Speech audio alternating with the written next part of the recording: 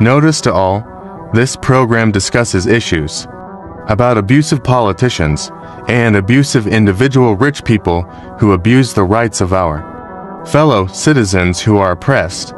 This program does not intend to harm anyone. This program is fighting for the rights of our countrymen oppressed by oppressors.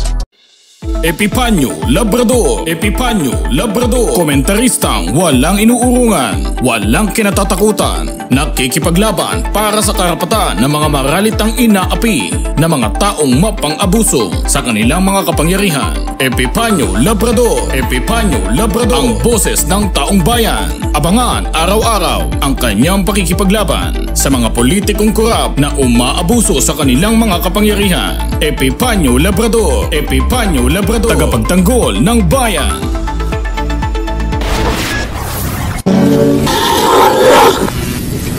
Magandang araw po sa inyong lahat, mga minamahal ko mga kababayan. Muli na dito po ang inyong lingkod, Epipanyo Labrador, sa ating programang Kumpirmado. At syempre, pasensya na po kayo mga minamahal ko mga kababayan. Bago lahat, binabati muna po natin ang ating mga kababayan Luzon, Visayas, Mindanao na patuloy pong sumusubaybay, tumututok po dito sa inyong lingkod, Epipanyo Labrador, sa ating programang Kumpirmado. At syempre sa ating mga kababayan sa abroad na lagi pong sumusubaybay, tumututok po. At syempre sa ating mga bago mga subscribers, maraming salamat po sa inyong lahat. At syempre pinasasalamatan din po natin maging yung ating mga kababayan sa Bohol, Cebu, maging sa Dagupan.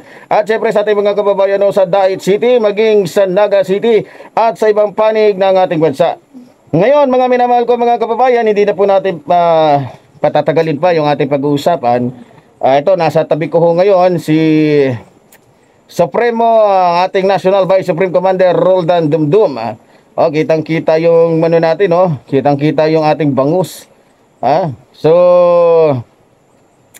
bago po tayo magkainan, bago kami kumain, habang hinihintay yung nilulutong kanin, pag-uusapan muna po natin mga minamahal ko mga kababayan, ito pong si Kibuloy. Alam mo ba partner na si Kibuloy ay nagpalit daw ng muka at ang ipinalit na muka sa kanya ay muka ng kanyang pastor. Ano ngayon ang masasabi mo? Sa tingin mo ba may chance pa na mahuli itong si Kibulok? Ay, sa aking palagay, tayo naman nasa modernong teknolohiya na ngayon sa presente. Ay, unang-una, wag lang siya magpapalit ng mukha ng kabayo. Pero, ang sa akin naman dyan, sa ating mga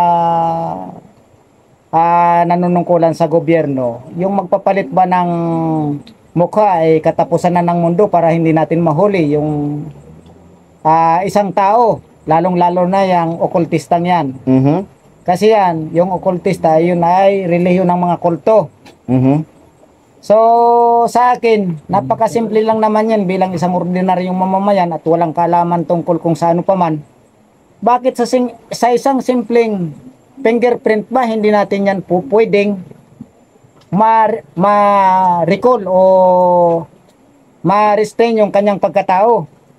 Mukha lang naman ang nagpalit sa kanya, pero yung kanyang siguro yung kanyang mga kamay, hindi naman yata kamay ng tuko yan, matitrace pa din yan ng ating mga magigiting na National Bureau of Investigation kung sino mang pastor ang pinalitan niya ng mukhang iginaya niya sa kanya. Tama. So, ibig sabihin, mayroon pang paraan. Maraming paraan. So, paano kung ayaw gawin ng NBI, ayaw gawin ng ating gobyerno na yung sinasabi mo ngayon? Ano ang, paano kung ayaw nila niyan? Kasi, di ba nga, sabi nga, dahil nga sa high-tech na yung ating moderno, kung ayaw ng gobyerno gawin na i-fingerprint, sino ba dapat talagang i-fingerprint? Sige nga. Ang dapat i-fingerprint yung kanyang mga pastor, kung ilan man ang pastor niyan. Kung may 12 pastor yan, ay di fingerprint lahat. At nang malaman natin kung yung mga fingerprint niyan at saka yung fingerprint ni Kibuloy doon sa kanyang dating ginagamit pag boboto kung hindi magmamats at kung hindi magmamats, di ibig sabihin, hindi wala sa mga pastor niya yung ipinalit ng kanyang mukha. So, paano yan? Napakarami ng pastor niya. Balita ko, nasa 1,000. Hindi naman mahirap para sa gobyerno kasi nga yung populasyon nga, milyon nabibilang eh. Yung pa kayang pastor libo lang. Mm. So, dapat ba talaga yan ang gawin ng Yun gobyerno? mismo. Kasi kailangan dumaan sa proseso para malaman lahat.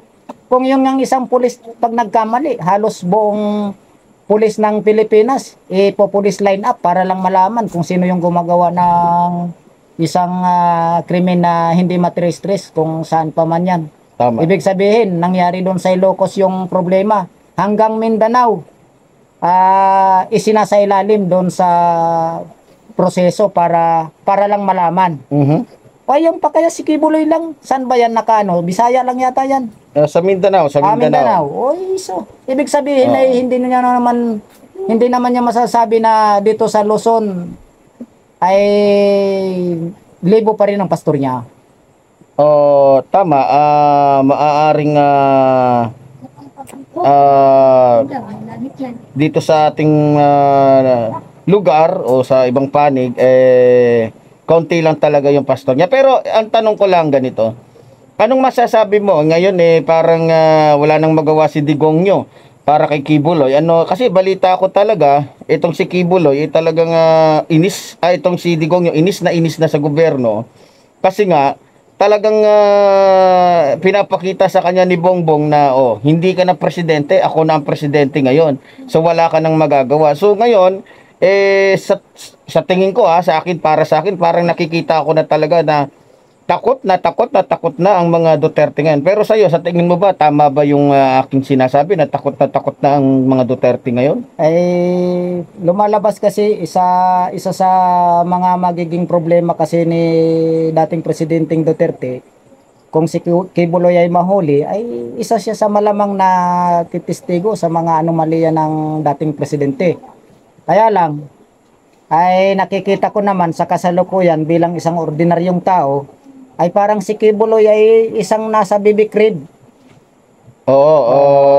Kaya kahit ilang milyon pa ang ipataw dyan niya dyan sa mahuli lang yan, hindi yan mahuhuli nga dahil nasa BB Creed. Alam naman natin kung ano yung BB Creed. Ano nga ba yung ibig sabihin yan?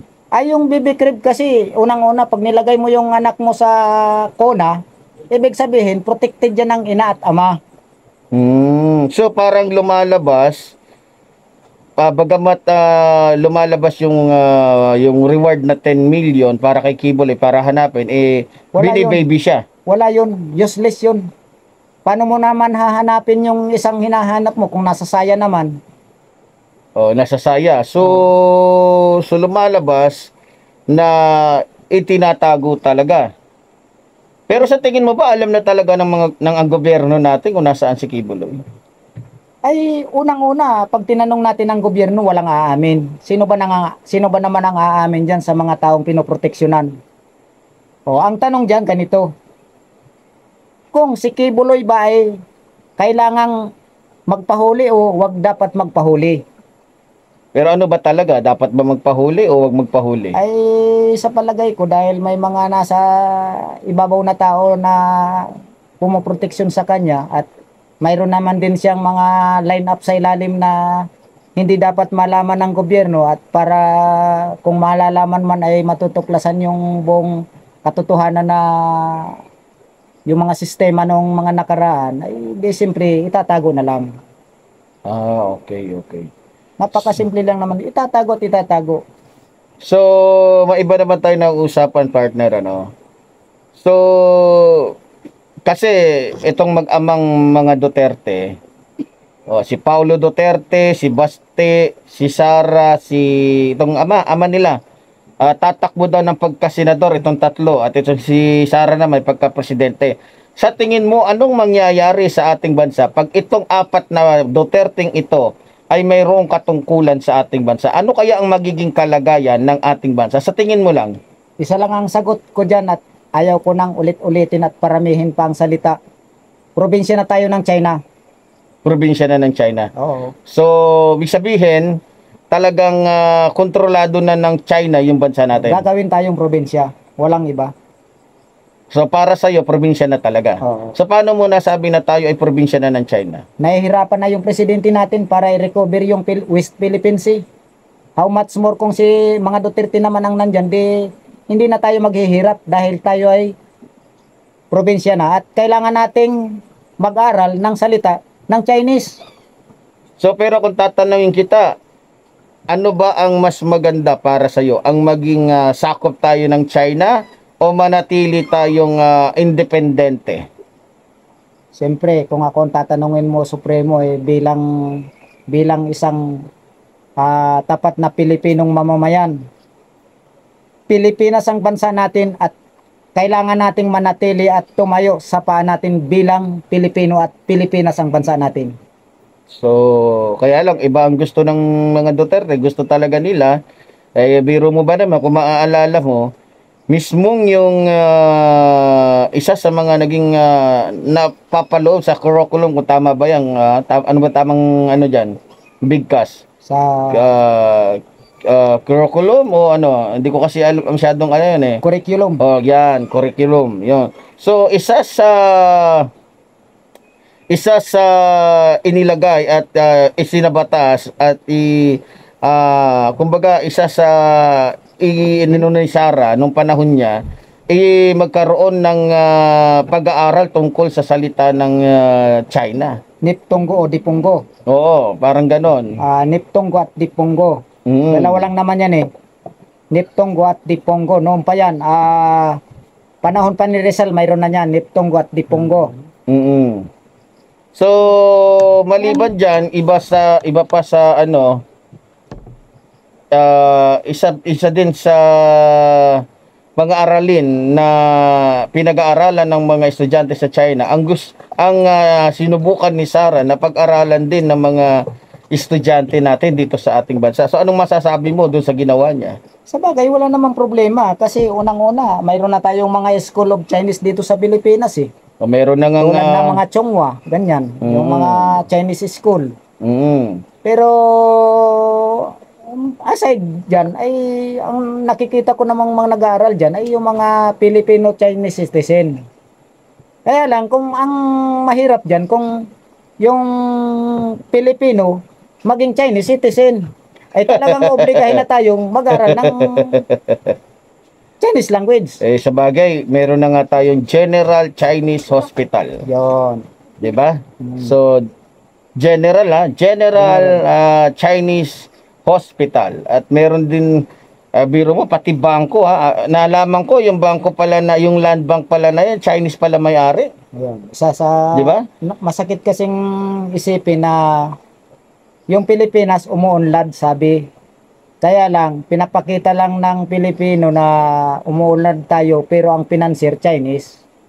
So, tama, ibig sabihin, tama yung sinasabi ni Roque na babaksak tayo dahil tinitira natin ang China. Tama ba yun? O mali siya? Parang sa interpretasyon ng pananalita niya at sa pagkaintindi ko, ay parang lumalabas na pwede tayong yumaman pero may financier na Chinese. So, ibig sabihin, parang sa sinasabi niya, hindi makakaahon ang bansang ito pag wala ang China. Ganun ba? Yun mismo, parang ganon. So, sa tingin mo ba, totoo yung sinasabi niya na hindi tayo makakaahon, hindi tayo uunlad kapag walang China? Ganun ba yun? Hipokrito lang yung Pilipinong magsabing hindi tayo unlad kung walang China kasi unang-una ganito yan. Lahat ng programa at proyekto ngayon dito sa Pilipinas, lalo yung mga pagpapagawa ng mga highway, tulay, kung ano-ano, ay puro Chinese funding ang pinanggalingan. Mayroon pa nga tayong tinatawag na China Harbor Ganon? project. Hoy, Lahat, alangan namang Japan yan, kaya nga China Harbor, di ibig sabihin, China. kung sa bagay, kung makikita mo, ako, isa sa mga tiyuhin ko na kontraktor, nung nag-post siya sa akin ng picture, tinanong ko siya, sabi ko, ang laki naman ng ano na yan, ng construction site na yan. Sabi niya, ang nagmamay-ari nito, Chinese. So, ang nagmamay-ari ng kumpanyang ito, Chinese. Gaano kaluwag, gaano kalaki yung project na yan? Sobrang laki. Bilyon-bilyon na halaga ang project na ito. So, sino nagmamayari? Chinese. Sabi niya, Chinese. So, parang tumutugma yung nalaman ko sa akin, Chuhin, at sa iyo. Mismo. Ayan lang. Sabi lang. So, sa madaling salita, dapat na talaga tayong mangamba kasi parang halos lahat na lang talaga Chinese. Mismo. Kaya Okay. hindi maglalaon sa lalo't madaling panahon tayo ay province of China na.